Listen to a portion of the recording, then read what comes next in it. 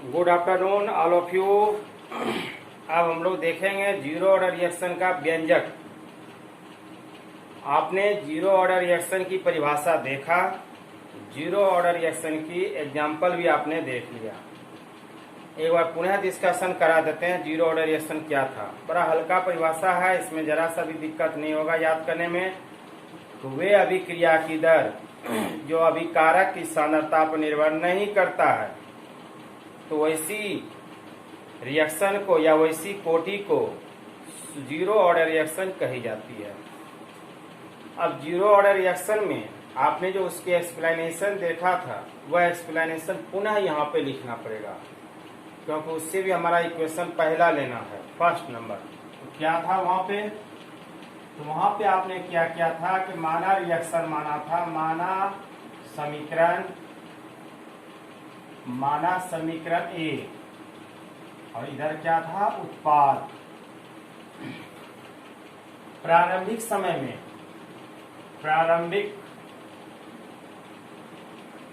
प्रारंभिक समय क्या था? t equal to 0। शुरू का समय क्या था? 0।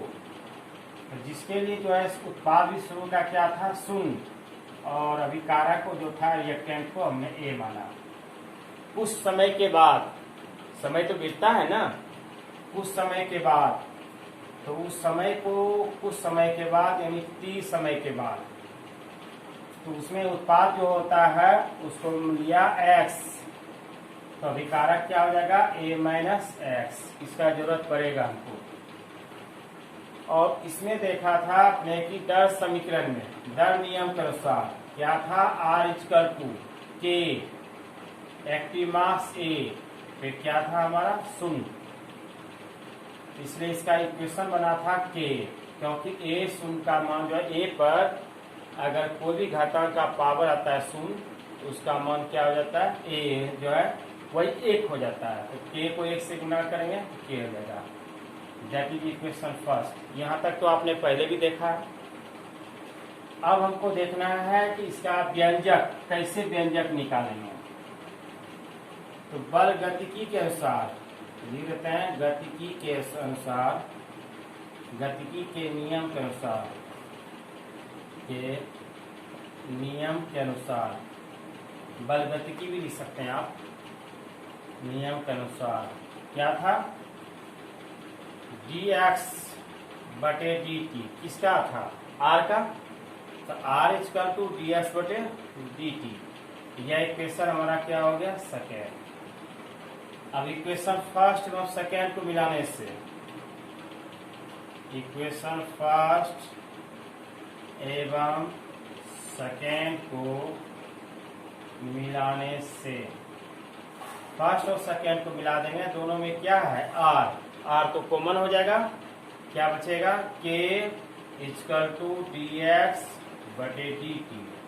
अब यहां तक पुनः समझ लीजिए एक बार, और कोई हड़बड़ी नहीं है। हम लोग केमिकल काइनेटिक्स पढ़ रहे हैं। केमिकल काइनेटिक्स में यह सब क्वेश्चन आपके लिए इम्पोर्टेंट है, चाहे वह 2 नंबर में पूछ दे या 5 नंबर में पूछ दे। कहना बड़ा मुश्किल है, लेकिन इससे ऑब्जेक्टिव भी बहुत ज़्यादा निकलता है। तो सबसे पहले हमने जीरो ऑर्डर रिएक्शन की परिभाषा देखा। जीरो ऑर्डर रिएक्शन का एक्सप्लेनेशन भी आपने यहाँ तक देखा था, क्लियर? जिसके सूत्र निकला था r equal to k, that is equation first था। अब हमको निकालना है जीरो ऑर्डर रिएक्शन का फॉर्मूला, जिससे कि हमारा न्यूमेरिकल बनेगा। और यह सिद्ध करने के लिए पूछा जाता है आपके एग्जाम में, कभी 5 नंबर में पूछ देता है, और इधर का जो ऑब्जेक्टिव जब बढ़ाया है तो हो सकता है 2 नंबर भी पूछ दे। कहना बड़ा मुश्किल है। तो रासायनिक बल गतिकी के नियम के अनुसार आपने पढ़ा है r इक्वल टू dx बटे dt। यह सब पहले पढ़ा दिया, इस जगह बताने का कोई जरूरत नहीं है। इसलिए तो हमारा शुरू का पार्ट बाय पार्ट वीडियो देखते जाइए और समझते जाइए। अब यहाँ पे ज्यादा डिस्कशन करने लगेंगे तो समय भाग जाएगा ज्यादा। तो क्या था? गतिकी के नियम के अनुसार क्या था? r इक्वल टू dx बटे dt। क्लियर हो गया? अब इक्वेशन फर्स्ट और सेकेंड को मिला देने से यह दोनों r क्या है? मिल रहा है, तो कॉमन हो गया। तो बचा क्या? k इक्वल टू dx बटे dt। यहाँ तक क्लियर हो गया? अब इसको करते हैं क्या कि क्रॉस मल्टीप्लाइकेशन करेंगे, तो dx बराबर के dt।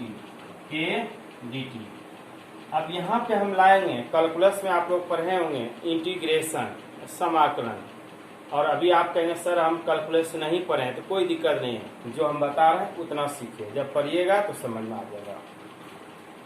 अब यहाँ लिख देते हैं दोनों तरफ समाकलन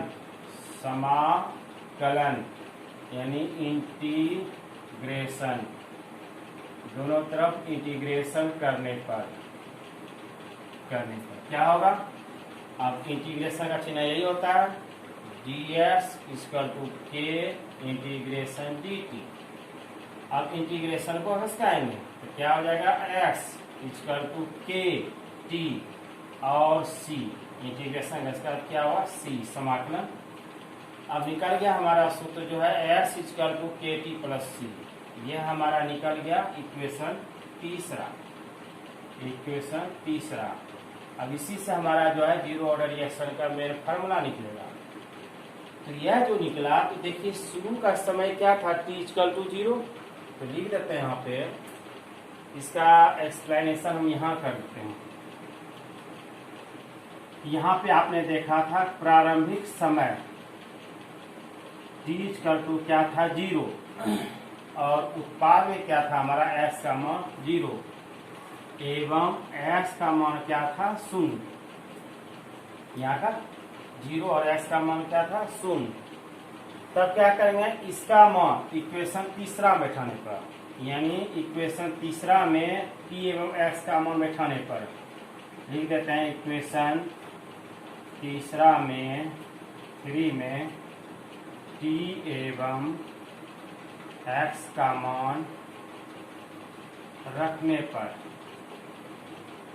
चलिए x का मान कितना है, 0। देखिए वहां पर लिखा हुआ है 0 = kt, k गुना 0, अब प्लस क्या हुआ c, इसका भी मान 0 हो गया, यानी 0 = क्या हो गया, c। अब जो c का मान 0 निकला, इसको पुनः क्या करेंगे, तीसरा इक्वेशन में पुट कर देंगे, रख देंगे। अब c = 0 का मान इक्वेशन तीसरा में रखने पर तो क्या था, x = kt, अब प्लस c का मान क्या रखेंगे, 0 रखे ना, तो क्या हो गया, x = kt। अब इससे हमको k निकाल लेना है, और k = क्या हो जाएगा, x/t। यही हमारा सूत्र निकला जीरो ऑर्डर रिएक्शन का। याद रखेंगे, जीरो ऑर्डर रिएक्शन का k = x/t, यह हमारा व्यंजक प्राप्त हुआ। तो आपके पास दो तरह का क्वेश्चन चला गया। पहला गया कि शून्य कोटि अभिक्रिया किसे कहते हैं, उदाहरण के साथ स्पष्ट करें, जो हमने पार्ट आपको जो है 15 वीडियो दे दिया, पार्ट 15, वह भी आपका इम्पोर्टेंट था। अब शून्य कोटि अभिक्रिया का व्यंजक प्राप्त करने के लिए आपका जाएगा पार्ट 16। तो 15 का पार्ट पहले देखेंगे, उसके बाद 16 का पार्ट समझ में आएगा।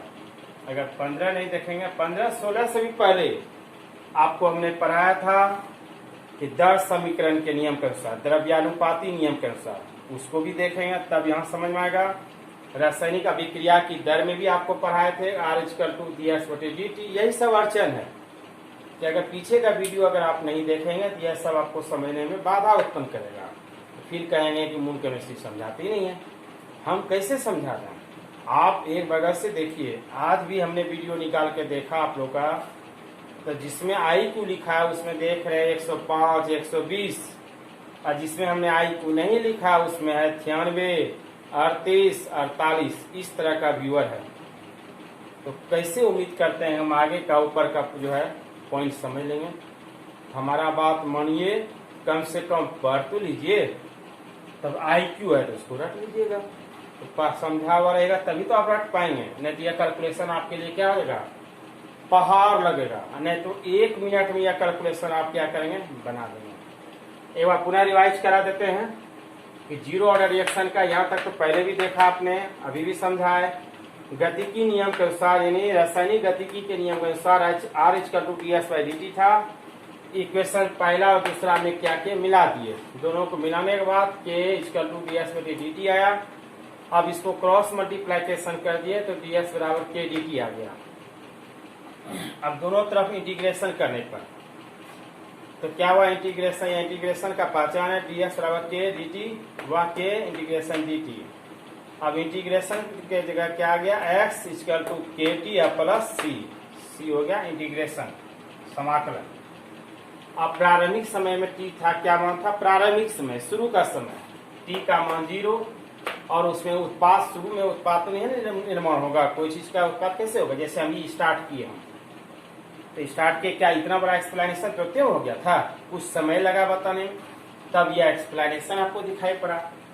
तो शुरू का उत्पाद क्या था 0। अब इसका मान जो हम इक्वेशन तीसरा में रख दिए जिससे हमारा जो है c इक्वल टू 0 आया। अब इसका पुनः हम तीसरा में मान रख देंगे जिससे हमारा सूत्र निकलेगा k बराबर एक्स बाय टी, के बराबर एक्स बाय टी। अगर आप चाहते हैं कि नोट में लिखेंगे नीचे कुछ नहीं तो लिख लीजिए नीचे नोट। हम हर हमेशा बोलते हैं कॉपी कलम निकाल के रखिए जिससे कि कुछ एक्स्ट्रा पॉइंट लिखा देंगे तो वह लिख लीजिए आप नोट में। चलिए कॉपी कलम निकालिए जल्दी से, हम नोट में लिखिए आता या कोई जरूरी नहीं है, छोड़ दीजिए नोट में, इतना ही रहने दीजिए, माथा भारी हो जाएगा क्योंकि इतना बड़ा एक्सप्लेनेशन हो गया। चलिए यहाँ तक क्लियर हो गया। अब इसके बाद जो आपका क्लास होगा वह शून्य कोटि अभिक्रिया का अर्ध आयु होगा, हाफ लाइफ। अब अर्ध आयु क्या है उसकी भी परिभाषा बताएंगे, पर एक सा देख लीजिए। थैंक यू, धन्यवाद।